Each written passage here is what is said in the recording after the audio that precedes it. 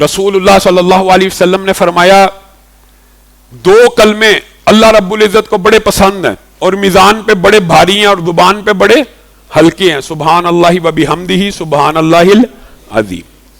سبحان اللہ، رسول اللہ صلی اللہ علیہ وسلم نے فرمایا زمین کے اوپر جس کائنات کے ذرے کے اوپر سورج طلوع ہوتا ہے، سبحان اللہ والحمدللہ، ان تمام کے تمام طلوع ہونے والی، یعنی سورج جن چیزوں پہ اچھی چیزوں پہ طلوع ہو رہا ہے ان سے بہتر سبحان اللہ و بحمدہ۔ سورج کن کے اوپر طلوع ہوتا ہے؟ سونے کے اوپر، چاندی کے اوپر، مالوں کے اوپر۔ آپ کے نظر میں سونا اور چاندی افضل ہو سکتے ہیں، لیکن رسول اللہ نے مجھے اور آپ کو بتایا کہ یہ پوری دنیا کے اوپر جن چیزوں پہ طلوع ہوتے ہیں ان سے بہتر سبحان اللہ والحمدللہ۔ یہ اللہ رب العزت کو پسند ہے۔ جب اللہ تعالیٰ کہنا مجھے کوئی چیز پسند ہے تو ایک مخلوقات کے ساتھ مثال تو نہیں ہے لیکن سمجھانے کے لیے۔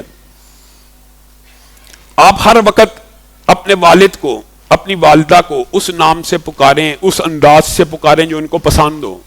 بابا جان، ابو جان، میرے محبوب ابا جان، جی ابا جان، حاضر ابا جان، ہر وقت اس لفظ سے آپ پکار رہے ہیں۔ اور اس کے بعد کبھی آپ کو ضرورت پڑ گئی ہے 10 روپے کی، 100 روپے کی، اور آپ کے بابا جان مجھے 100 روپیہ چاہیے، تو ابا جان دیں گے کہ کہیں گے دفع ہو جا؟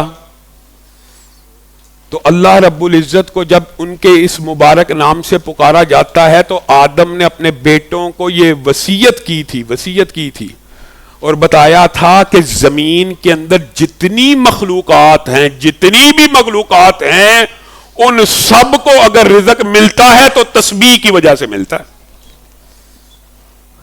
آپ رزق کے پیچھے بھاگتے ہیں، رزق کے لیے پریشان ہوتے ہیں، وظائف پوچھتے ہیں علماء سے۔ رسول اللہ، انبیاء آپ کو یہ وظیفہ بتا کے گئے ہیں کہ دنیا کی ہر مخلوق کو رزق ملتا ہے تسبیح کی وجہ سے۔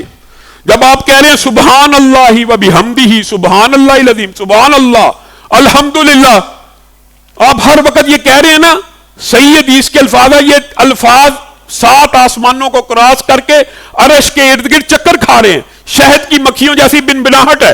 اللہ کو ہر وقت، اللہ کو یاد ہی ہے، لیکن اللہ تعالیٰ نے ایک مقرر کی ہوئی نشانی، ہر وقت یاد کروا رہے ہیں کہ فلاں شخص نے یہ کہا ہے، فلاں شخص نے یہ کہا ہے، فلاں شخص نے یہ کہا ہے، یہ کہا ہے، یہ کہا ہے، اور وہ شخص زمین سے کہہ رہا ہے اللہ تعالیٰ مجھے 1 لاکھ روپیہ دے دے، تو اللہ تعالیٰ اس بندے کو نہیں دیں گے؟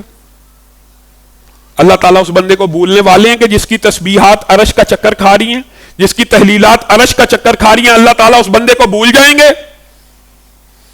رسول اللہ صلی اللہ علیہ وسلم نے کہا اپنی ڈھالوں کو پکڑ لو، صحابہ ایک دم چکنے ہو گئے، اے اللہ کے رسول کوئی دشمن آ گیا؟